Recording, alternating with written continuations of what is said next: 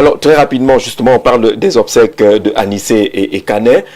Il y a une charge contre l'opposition aujourd'hui. Beaucoup estiment que l'opposition a abandonné Anissé et Kané, n'a pas été présente aux obsèques du leader et d'homme politique qui était Anissé et Kané. Révérend, est-ce que vous comprenez ce procès qui est fait aux partis politiques d'opposition dont les leaders n'ont pas été aperçus aux obsèques d'Anissé et Kané?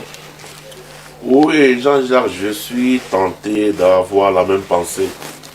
Il est vrai, il y a eu beaucoup de remous, de discussions, il y a eu des malentendus, des dissonances même dans la famille du regretté.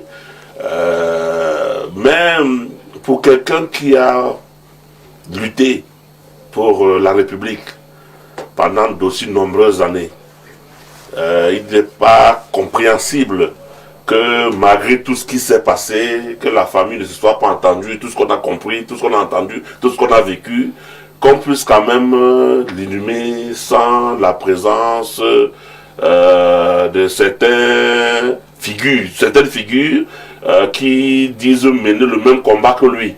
Et qui, sur les plateaux de télévision, disait respecter son combat et partager plus ou moins la même idéologie ou bien la même tendance. Je voudrais, pour ne pas le nommer quand même, déplorer aussi. Bon, maintenant, je ne vais pas le juger parce que je ne peux pas savoir les tenants et les aboutissants de tout. Je ne suis pas dans le secret des dieux. Mais en tant que citoyen observateur de la cité, de la société, je voudrais pouvoir le déplorer aussi. Que celui-là même qui a reçu son investiture pour la dernière élection présidentielle n'ait pas pu être là. Bon, moi je n'y étais pas. Mais à entendre ce qui s'est dit et les images qu'on a vues, il se pourrait qu'il n'ait pas été là non plus il est compté parmi les absents. Ce serait normal qu'on puisse le déplorer. Bien entendu, sous réserve de ce que lui pourrait nous apporter comme explication. Mais c'est normal qu'on puisse déplorer qu'il n'ait même pas pu être là pour dire au revoir à celui-là, quelles que soient les circonstances. Lorsqu'il y a un cadavre, très souvent on dit, on fait table rase, on honore le disparu, on lui rend un dernier témoignage, on essaie de l'accompagner dignement, on le met sous terre, et puis après, s'il y a des guéguerres ou des discussions ou des disputes, on peut les reprendre après pour assainir, pour arranger, mais au moment où il est couché, on respecte le défunt. Maurice, est-ce que vous êtes de ceux-là qui font le procès à ces non-présences de quelques leaders de l'opposition aux obsèques d'Anissé Kané? Non mais écoutez, moi je suis soutien depuis 2013 d'un leader, le professeur Maurice Kamto. Oui. Et ce n'est pas parce que d'ailleurs j'ai quelques soucis avec certains corps aujourd'hui dans les Kamto ou rien qui va faire que je lui enlève ce qu'il est pour moi, c'est-à-dire ce leader-là que je suis. C'est important de le reconnaître.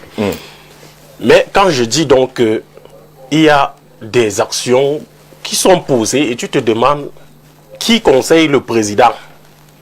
Vous comprenez un peu? C'est-à-dire que si Kané Anissé est mort et le professeur Maurice Kamto l'a dit lui-même, c'est à cause de son amour pour lui et de son soutien. Parce que c'est lui qui a pris la décision de l'investir comme candidat à la présidence de la République. Candidat du Manidem. On a vu tout ce qui s'est passé après la publication des listes définitives de l'ECAM et ce qui s'est passé au Conseil constitutionnel. Mais Anissé Kané a fait ce qu'il fallait et de bonne foi pour que le professeur Maurice Kamto soit candidat à l'élection présidentielle de 2025. Ça ne s'est pas passé comme ça. Mais on a vu comme Anissé, dans ce qu'ils ont appelé, comment on appelait ça, la plateforme pour le changement, oui. Effectivement, il a soutenu la candidature de Issa Chiroma Bakari. Le professeur est resté dans son silence. Après, Anissé est mort, après tout ce qui s'est passé, les amis de Madame Dikoumé lui ont confisqué son extracteur d'oxygène, on l'a déporté de Douala pour Yaoundé, il a fait pratiquement 1 mois de prison et il en est mort. Les gens qui veulent faire aujourd'hui, comme s'ils aiment trop Anissé et Kane, ils veulent faire comme si le deuil là, c'est eux qui étaient les plus proches, alors que quand il était dans les problèmes ici, on n'a pas vu ses amis du gouvernement là venir dire que non, voilà. Mais il faut dire quand même qu'il y a eu 2 levées de corps. Oui. Parce qu'ici à Yaoundé, il y a eu une levée de corps à laquelle le professeur Maurice Kamto a assisté. Ça, c'est vrai. Donc, ceux qui disent que le professeur n'a pas assisté au deuil, maintenant, par rapport à tout le cafouillage qu'il y avait autour de son deuil, il a décidé de ne pas aller à Douala pour l'accompagner à sa dernière demeure. Moi, si vous me demandez mon avis, je dirais peut-être c'est une faute politique. On ne corrige pas ça. Et il y a des gens à côté du président qui sont les bénis, oui, et qui ne peuvent pas lui dire ça. Si moi je suis devant le professeur Maurice Kamto aujourd'hui, je vais lui dire, prof, c'était une erreur politique de ne pas assister, puisqu'on ne va plus en parler. Et Anissé Kane ne va pas, ce n'est pas Jésus-Christ. Après 3 jours, il ne va pas ressusciter. Quel que soit ce qui s'est passé, quelles que soient les divergences entre la famille et les gens du pouvoir qui veulent montrer qu'ils sont ses amis, prof, vas-y, va accompagner celui qui s'est sacrifié pour toi, pour jusqu'au Conseil constitutionnel, parce que je rappelle que il sort de l'hôpital au CHU, à 10h, il est au Conseil constitutionnel à 11h. Vous comprenez un peu ça? Il avait dormi au CHU. Donc vous comprenez là, parce que lui-même et les confidences de Mathieu Youbi, sur sa page Facebook, allez lire, quand il raconte les derniers moments d'Anissé Kane. Donc vous voyez qu'il voulait être là. Il voulait parler à celui qu'on a convoqué de son village, qui est venu s'aimer le gars. Il voulait voir Yebga en face et lui parler. C'est pourquoi il est quitté du lit d'hôpital pour aller au Conseil constitutionnel. Tout ça donc pour soutenir la candidature de professeur Maurice Kamto. Ce qui s'est passé, c'est passé. Mais je dis encore que c'est une faute politique. Il faut le reconnaître. Et quel que soit ce qui s'est passé, le prof devait y aller. Simplement. D'accord. Léonide Foum, ce cafouillage autour des obsèques, du décès et des obsèques d'Anissé Kane, c'est quand même regrettable. Parce que finalement, il n'y a pas eu le temps de raconter l'histoire d'Anissé Kane. En fait, ceux qui estiment qu'il y a cafouillage, et lorsqu'on dit que l'opposition n'y était pas, il faut encore savoir de quelle opposition on parle. Alors, lorsque moi j'analyse souvent la scène politique, les politologues nous en diront grand bien, le moment venu. Il y a 2 grandes tendances dans la scène politique camerounaise. Il y a le système et les anti-systèmes. Et d'un côté comme de l'autre, il y a des tendances dites modérées. Et dans cette modération-là, vous trouvez des partis progressistes. Et je pense, j'ai la faiblesse de penser que l'UNDP est dans ce sillage, c'est-à-dire des partis qui appellent à des réformes et non pas à une insurrection, comme veulent les plus radicaux de cette aile politique-là. Alors, donc, dans cette aile radicale, ou si vous préférez, cette aile anti-système, c'est là que vous trouvez les griefs qui sont faits, non pas à l'opposition, mais à un certain parti d'opposition. Mais il faut bien comprendre le professeur Kamto. Vous savez, chat échaudé, craint l'eau chaude.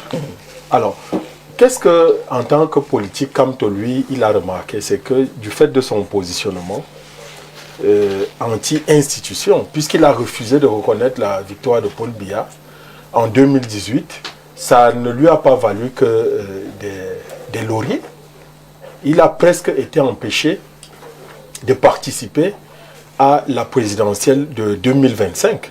Et il faut être fou pour ne pas en tirer des conclusions. La première conclusion, c'est que dans sa sortie, la fameuse sortie qu'il a faite là, vous voyez, il reconnaît à demi-mot la victoire de de Paul Biya. Donc c'est une façon de se légitimer aux yeux du pouvoir. C'est-à-dire... Il en a besoin? Oui, bien sûr. Il a besoin de prendre une voie institutionnelle plutôt que l'insurrection. Parce que s'il continue à prôner l'insurrection, en face de lui, les gens vont aussi lui opposer la même rugosité. Non, mais il n'a jamais prôné l'insurrection. Si. Non, comment? Si. Vous pouvez me citer un seul discours du professeur Maurice Kamto où il a prôné l'insurrection? Quand les institutions disent que Kemou a gagné, quelqu'un se lève pour dire que les institutions là ne valent rien. Voici mon président. Est-ce qu'il a dit ça? En 2000, qu'est-ce qu'il a dit en 2000? Mais il a dit qu'il a gagné. 2018, qu'est-ce qu'il a dit? Qu'il était le président élu, non? Oui, ça veut dire qu'il en dehors de toute fraude électorale. Tout comme aujourd'hui, en 2025, le candidat président Issa Thiouro Bakary vous dit également qu'il a gagné l'élection présidentielle de 2025. Voilà, ça veut dire qu'il conteste les institutions. Et bien sûr, il faut que ces institutions soient crédibles pour que le résultat qui sort des urnes soit accepté par tous. Crédible à ses yeux. Voilà, à vos yeux. À leurs yeux. À vos yeux. D'accord, permettez d'aller jusqu'au bout. Donc, comme ton n'étant pas fou, veut se remettre en selle par rapport à sa vie politique et il évite les copinages qui peuvent lui être problématiques. Ça, il faut comprendre ça comme ça. Parce que 2025... Et donc Léonide dit contrairement à Maurice qu'il n'est pas bien conseillé. Vous dites que c'est plutôt stratégiquement fort, oui, comme choix. Effectivement. Alors moi, si vous me permettez un reproche à faire au professeur Kamto, c'est lequel? C'est que moi j'ai vu un peu sa couardise pendant la période qui a précédé la présidentielle. Parce que le seul président de parti et qui était proche du pouvoir à avoir eu le courage de le fréquenter, c'était Bello. Nous attendions à ce qu'il ait le même courage, la même audace, mais vous voyez bien que lorsque sa candidature a été invalidée, ses yeux se sont plutôt rivés vers Chiroma, sans qu'il ne le dise, mais d'une manière presque tacite, il a apporté son soutien, puisque tous ses cadres sont allés de ce côté-là, et il n'a rien dit. Il n'a rien dit. Bon, maintenant aussi, pour que la scène ne se décompose pas, le temps pour lui de ne pas participer à une présidentielle, il n'a pas aussi officiellement appelé à voter Chiroma. Donc, il a laissé son électorat dans une sorte d'impasse, justement pour revenir se repositionner et reprendre sa place au niveau de cette scène politique-là et de l'opposition dite radicale. Vous suivez avec beaucoup d'intérêt les dissensions qu'il y a dans son camp liées à son positionnement même. Parce que vous savez aujourd'hui que beaucoup de ses anciens soutiens, notamment à l'extérieur, la base pour ne pas parler d'elle, est en train de se décomposer entre ceux qui disent que Maurice Kamto avait raison de ne pas apporter son soutien à Chiroma et d'autres qui avaient franchi le cap sont allés faire campagne et c'était d'ailleurs les plus nombreux pour Chiroma pour dire qu'aujourd'hui Kamto c'est un has-been, quelqu'un qui n'a pas de courage et qui sur la scène politique fait preuve d'une couardise qui n'a pas de nom. Donc cette tendance-là se déchire aujourd'hui et moi je crois que je vais chuter par là, Kamto a besoin d'exister politiquement. Parce que si on le neutralise, le positionnement qu'il a eu, c'est-à-dire insurrectionnel et anti-institutionnel, il voit ce que ça lui a coûté. Peut-être qu'il a envie de se relégitimer aux yeux du pouvoir et de se remettre en selle. Alors, Maurice n'est pas d'accord avec insurrectionnel, peut-être anti-institutionnel, mais pas insurrectionnel.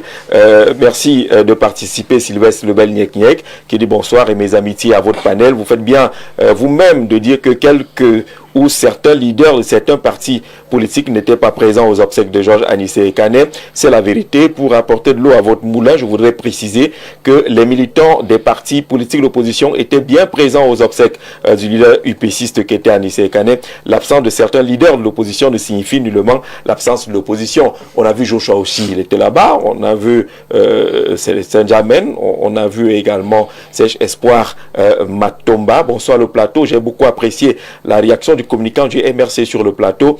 Il n'a pas fait comme les autres. Kamto est souvent mal conseillé. Quand vous avez à côté de vous un homme comme Zongang, il ne va jamais vous donner des bons conseils. Robert, depuis Douala, je n'en sais rien. Je ne sais pas comment ça se gère là-bas, mais lui, parce que Albert Zongang ne peut pas beaucoup aider Kamto. Bonsoir, Jean-Jacques Lapanthère. Belle émission.